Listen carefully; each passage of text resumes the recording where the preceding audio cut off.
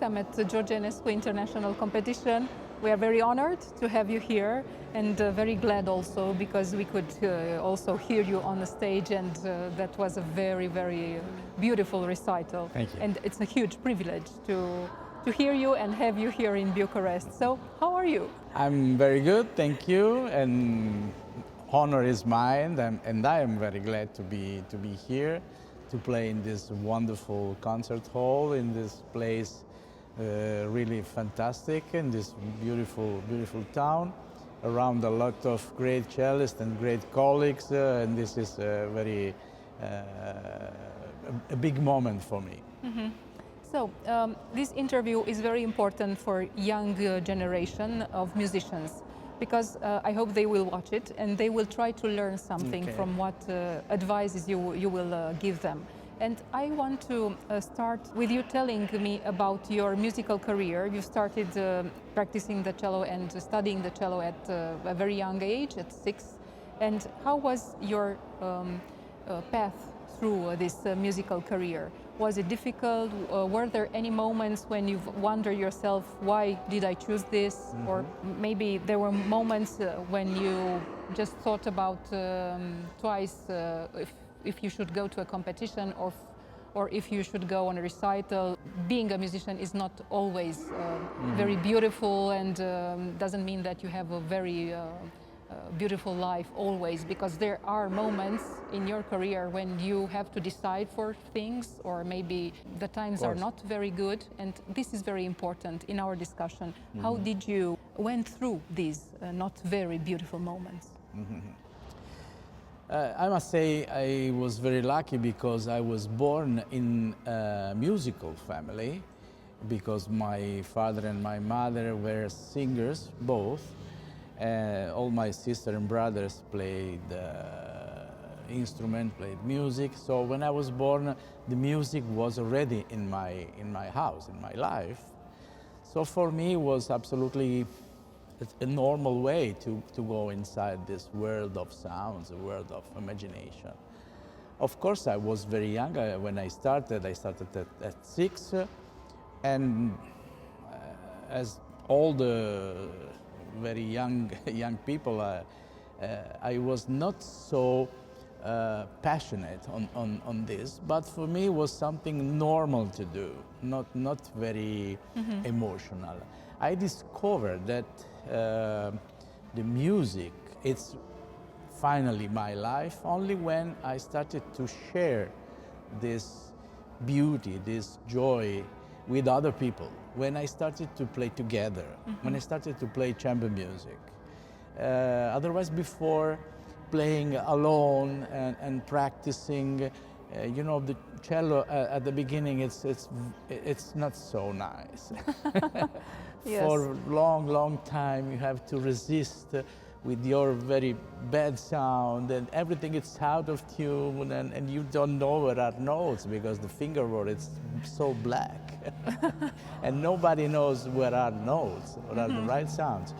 So you have to resist, and then when you start, okay, that's something can start to happen. And then when you play with other people, but for me, I speak for myself, it was the moment where, okay, this I must do this because really I like. Then, okay, I cannot tell you all my story day by day because it's very long. I'm not so young now, but then I started to really enjoy to make music and to understand that music is inside me, and I must do that. Then I was during my army period, because it was an obligation in Italy. Now it's not like this, but at that time, yes. There was a big competition in the orchestra of La Scala in Milan, and my father sent me to do that. I didn't want to do that because for me was something like, you know, I cannot do it. It's too high level for me. I'm just, students. I just finished my student. And, but because my father was an obligation, Yes. I did it, and I won the chair of as a principal cellist at La Scala. For 11 years I was there, and for me it was a dream, because you can imagine I was 22 years old, so young, and I started to work on this place that is something really, really special, with a lot of great conductors and great singers, and the musical experience was fantastic. But after 9-10 years, I wanted to search for something else, let's say. Not different, but something else. And life pushed me in the cello competition. At that time, in Paris, there was Rostropovich. In 1997, yes. 1997, exactly. And it was my last chance, because I was 32. I was old to play a competition, and I decided, okay, let's do that. It can be a good idea to move myself in that direction, and I prepared myself to that, and I was lucky, and I won that competition, and that competition changed completely my life, and that was this music. It's different to not to listen. That was a difficult moment of my life. Yes. Very difficult, because I was so happy to play with the orchestra. And I had to decide to leave the orchestra or not. And I left it. I decided to quit the orchestra. And how was this particular moment? Oh, I'm also thinking to the younger generation, who maybe they will be in an orchestra and they will have to decide to leave. To my students, always said, I cannot tell you now to do the same. Impossible. Yeah. Impossible. It's a completely another world today. At that time, it was risky, of course, in any case, but even Rostropovich pushed me to say, no, you have to leave the orchestra, and you must be free to play concerts. But today, my suggestion to my students is, if it happened today, keep your job. Keep your job, because the level today, the cello level, especially the technical level today, is very, very, very high. And we discovered also here, listening all these fantastic young players. So it's much more difficult for them at my time.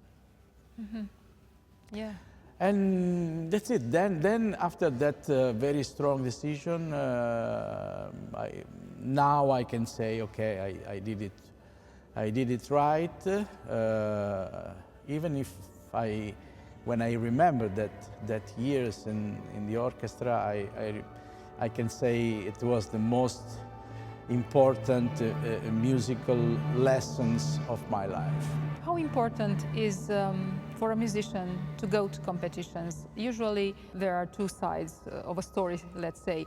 Some of the musicians says, okay, a competition is not like sports or something like this, and the others say that it's very good to go to competitions because you can compare yourself with others, and maybe you can be seen by somebody who will like you and is a very important musician maybe, and so your career will start.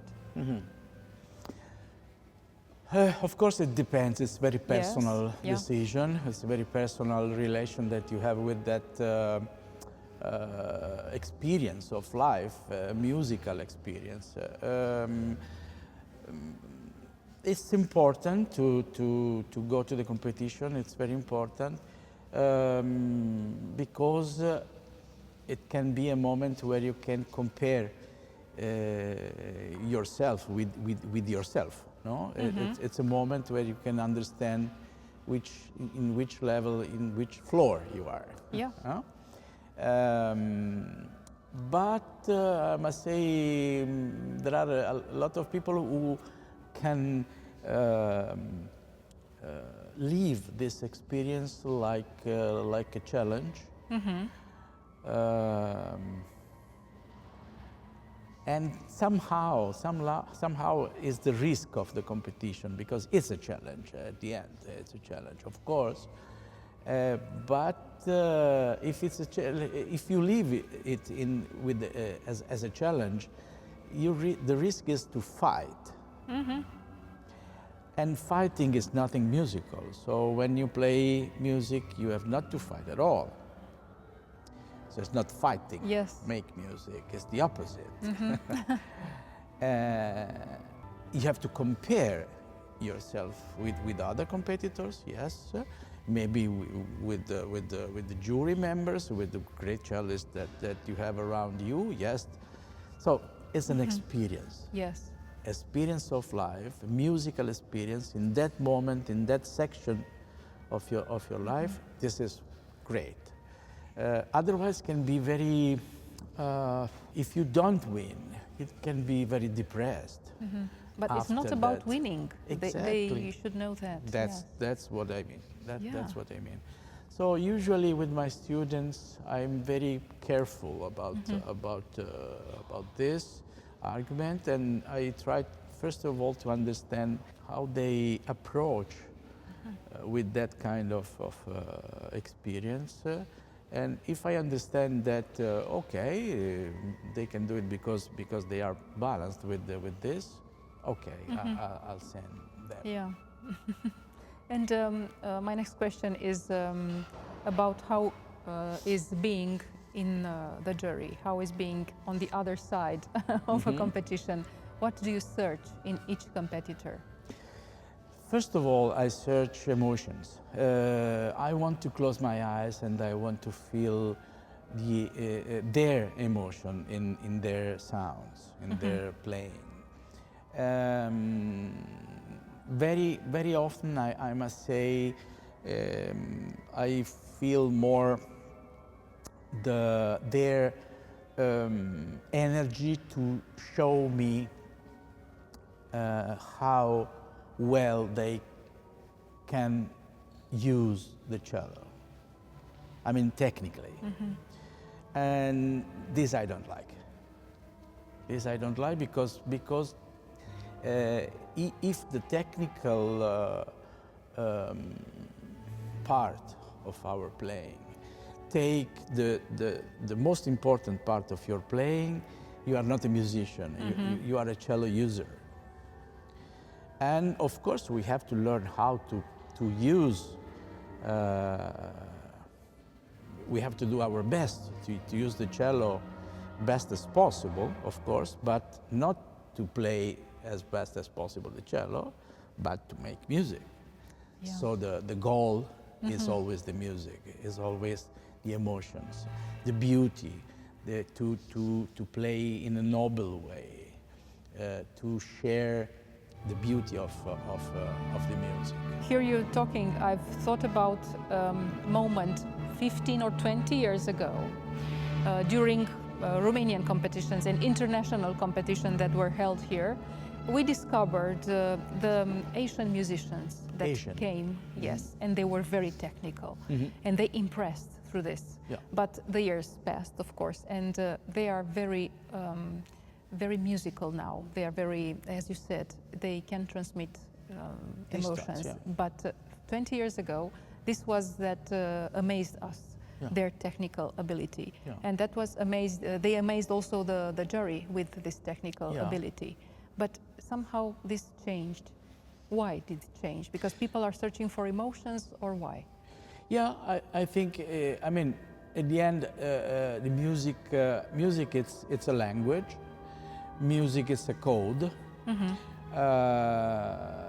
So somehow we have, first of all, we have a text that is a code, and we have to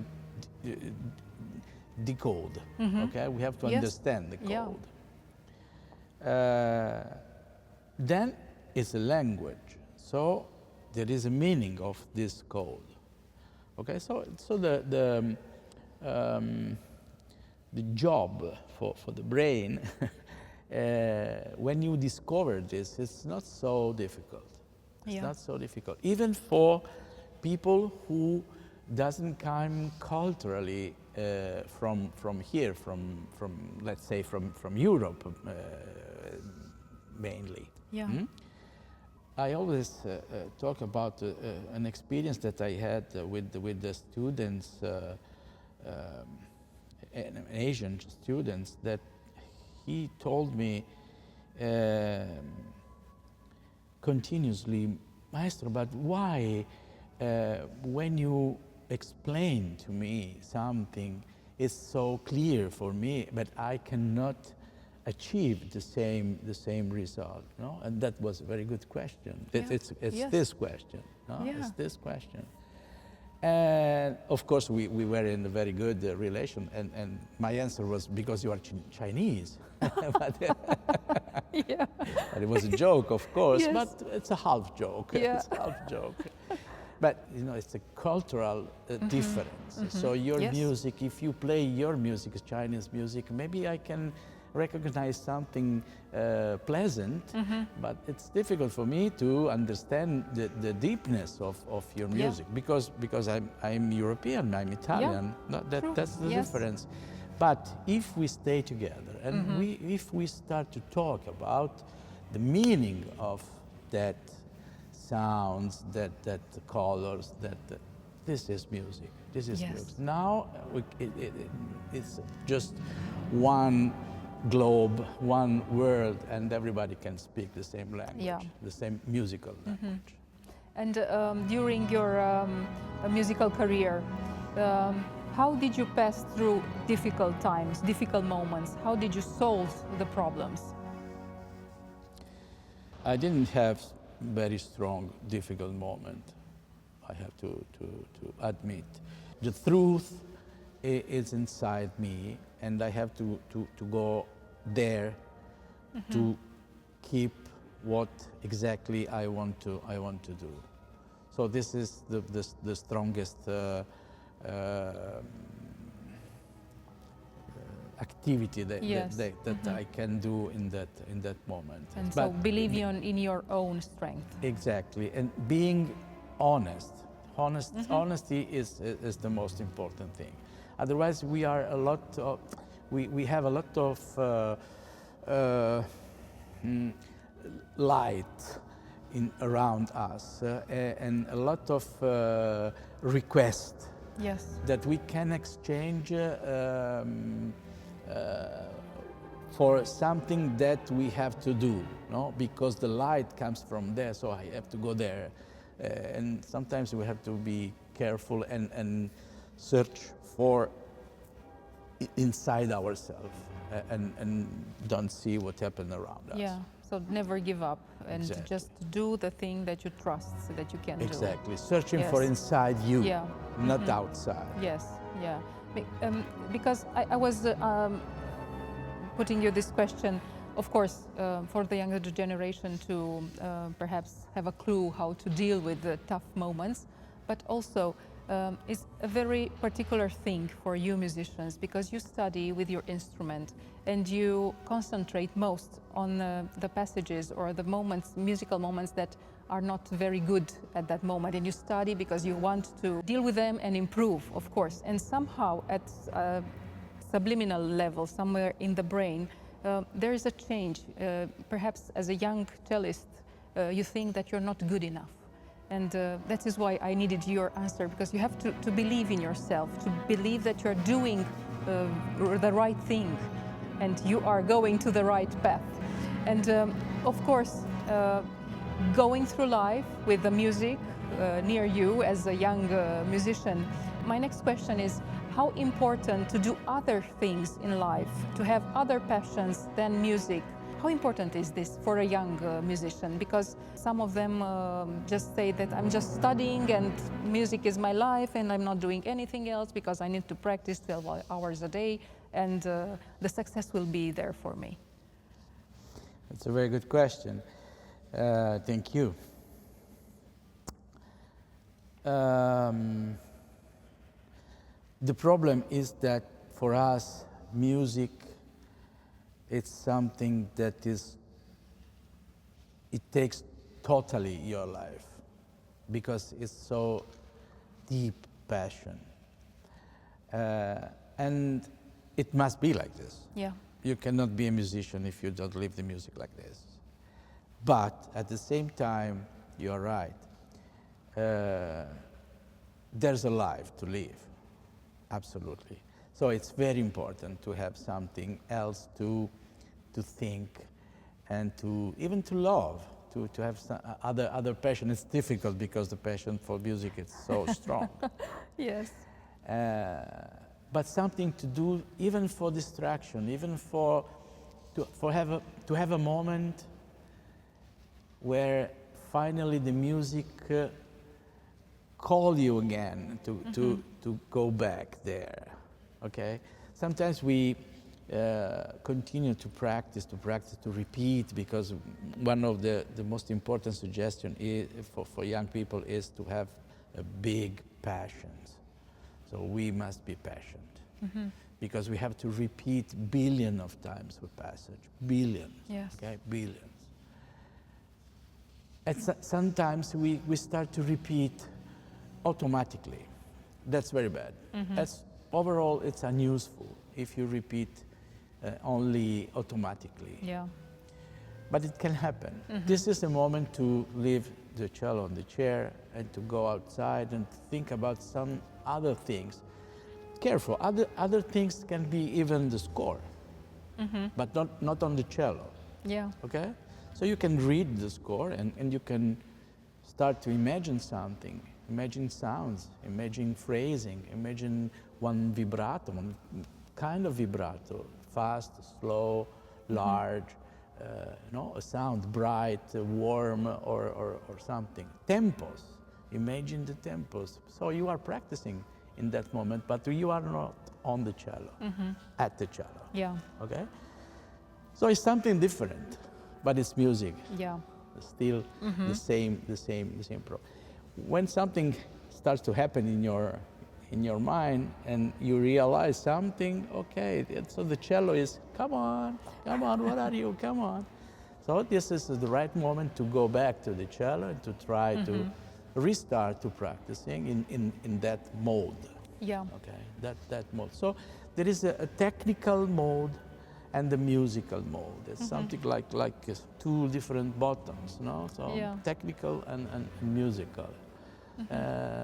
So practicing on the score, it can be a moment where you can relax fingers, yes, and start to think practice about with your music. mind. Yes, yeah, true. In the end, what advice do you have for young musicians that maybe they look at this interview and they want to become like you, perhaps? Why not? Yeah, I told you, yes. One is be patient. Be yeah. patient. Don't stop to believe in yourself deeply. And last but not least, be honest. Be honest. Play in that way because you like playing that way, and not because audience like that you play in that way. Thank you so much. Thank you very much.